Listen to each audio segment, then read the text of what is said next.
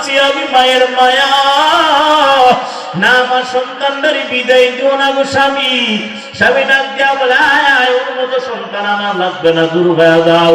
সন্তানটা রাস্তায় রাস্তায় গিয়া ঘুরে 3 বেলার 1 বেলাও খানা মিলে না। রাত 12টা হয়ে গেল, একবার মনে মনে চিন্তা করে সবাই নীরব, শহরের মানুষ ঘুমায় গেল, জঙ্গলের প্রাণীরাও ঘুমায় গেল, কেউ তো সজাগ না।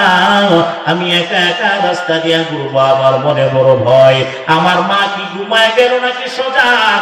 আমার মা যদি সজাগ হয়ে থাকে, আমার বাবাই যদি সজাগ হয়, লাঠি বেন্দানি আমারে প্রহার করে যদি আমারে মারে, আমার মনে বড় ভয়। আরেক দিক দিয়া অন্ধকারের ভয়।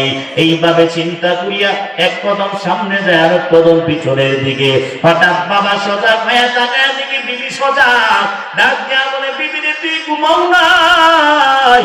না না, আমি ঘুমাইবো কেমনে? আমার সন্তান না আসা পর্যন্ত আমি মায়ের ঘুম হবে না। সন্তানের মায়া আমার ভিতরে বেশি। স্বামী আপনি ঘুমায় যান।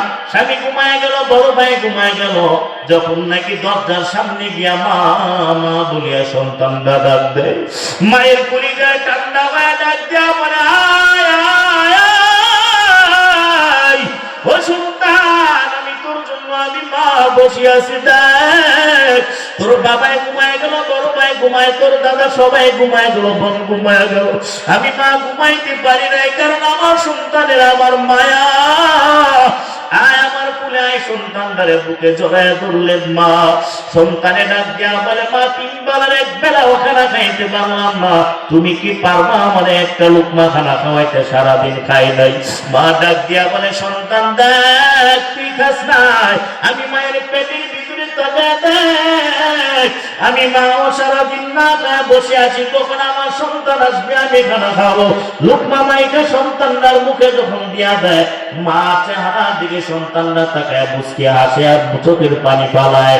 ডাক দিয়া বলে মা তোমার মতো আপন জমিনে কেউ নাই, তোমার মতো আপন এই জমিনে আর কেউ নাই। মা ডাক দিয়া বলে রে সন্তান না না, আমি মা তোর প্রতি যত মায়া, তার থেকে আরো কোটি গুণ বেশি মায়া আরেকজনের। তিনি বলেন আমার মাওলা। একটা রহমতের বিনিময়ে তামাম দুনিয়া আমার আল্লাহ বানাইলে, আরো 99টা রহমত আমার আল্লাহর দরবারে আছে। জমিনের কেউ যদি চোখের পানি ছেড়ে দিয়া আমার মাওলার দরবারে কান্না করে, আমার মাওলা তারে ফেরত দেয় না, জিন্দেগির গুনাহ মাফ করে দেয়। আরো 99টা চাদর দ্বারা বান্দারে ডাকিয়া বলে আয় আয় আয়। আর দুনিয়ার সবার দরজা যদি বন্ধ, আমি আল্লাহর দরজাটা বন্ধ না রে যুবক, আমি আল্লাহর দরবারে আয় আয়, আমি আল্লাহ তোর জীবনের গুনাহ মাফ করে দিব। এরে নবীর উম্মতের দল, আমার আল্লাহর দরবারে তওবা করে বিদায় হও। আমার আল্লাহর মতো মায়া জমিনে আর কেউ নাই। কোন কথার মাধ্যমে আমার আল্লাহ মাফ দিবেন? মুসা নবীর জামানায় আল্লাহ নবী মুসা ডাক দিয়া বলেন আল্লাহ আপনি আমার এলাকার নেককার বান্দার সঙ্গে সাক্ষাৎটা করায়া দেন।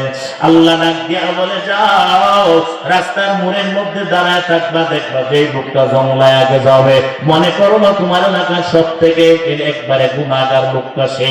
মুসা আলাইহিস সালাম রাস্তায় দাঁড়ায় আছে, হঠাৎ করে বাচ্চা কুলি নিয়ে জঙ্গলায় গেল একটা লোক।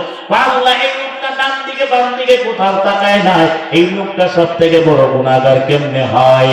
এবার ডাক দিয়া তাকায় বলে সন্ধ্যাবেলা বলেন আল্লাহ আমার এলাকার সব থেকে নিষ্পাপ মানুষটার প্রতি দেখা দেন। আয় আল্লাহ আমার এলাকার জান্নাতি লোকের সঙ্গে আমার সাক্ষাৎ করায়া দেন। আল্লাহ ডাক দিয়া বলে সকালবেলা যেখানে দাঁড়াইলো সেখানে দাঁড়াও, সন্ধ্যাবেলা যেই লোকটা সবার আগে বাড়িতে যাবে মনে করবো সেই লোকটা নিষ্পাপ। মুসা নবী দাঁড়ায়নি, সকালের আগে সন্ধ্যা, সকালবেলা যেই লোকটা আগে গেল সন্ধ্যাবেলা ওই লোকটা আবার বাড়ির দিকে আগে আগে যায়। মুসা নবী ডাক দিয়া বলেন আল্লাহ ব্যাপারটা কি, যেই লোকটা সকালবেলা গুনাহগার অবস্থায় জঙ্গলায় যায়, ওই লোকটা আবার সন্ধ্যাবেলা নিষ্পাপ হয়ে বাড়িতে ফিরে আমি বুঝতে পারলাম।